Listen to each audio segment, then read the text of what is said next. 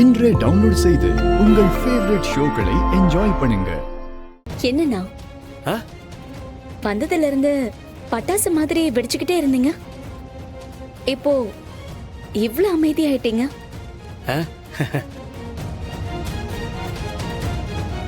என்னண்ணா சாப்பாடு சரியில்லையா?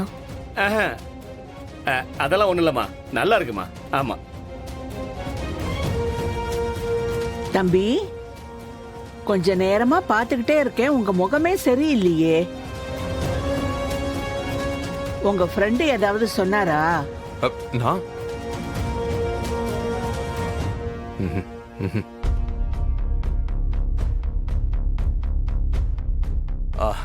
அது ஒண்ணு இல்ல பாட்டி.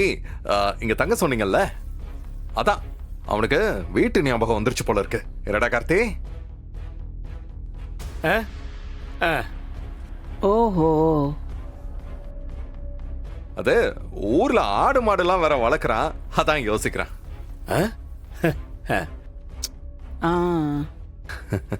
டேய், நீ 2 நாள்லாம் தங்க வேண்டாம், நாளைக்கு கூட போ. ஓகே, இப்ப சாப்பிடு. எப்பவும் போல இருடா. பாரு, உன்னால அஞ்சலியும் பாட்டியும் எவ்வளவு ஃபீல் பண்றாங்கன்னு. எல்லாத்தையும் நான் பாத்துக்கிறேன்டா, சரியா? என்ன பாத்துக்கிறீங்க?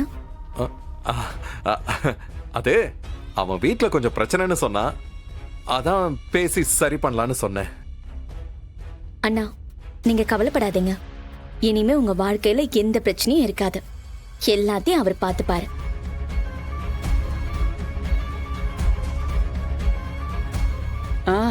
ஆமா தம்பி, யார் யாருக்கோ செய்யறாரு, உங்களுக்கு செய்ய மாட்டாரா? சந்தோஷமா சாப்பிடுப்பா. சரிம்மா சரிம்மா.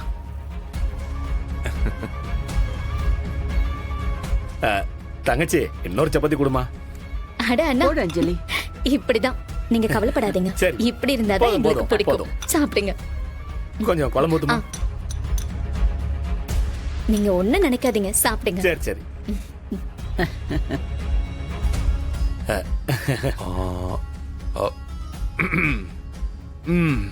சரி, வாடா கார்த்தி, உனக்கு உன் ரூமை காட்டுறேன். எங்க கூட்டிட்டு போறீங்க? இல்ல பாட்டி, கிராமத்துல வளர்ந்தவன் சீக்கிரமா தூங்கணும்னு நினைப்பான். அட, எங்க வாழ்ந்தா என்ன, எவ்வளோ கதை இருக்கு, அதெல்லாம் நாங்க பேச வேண்டாமா?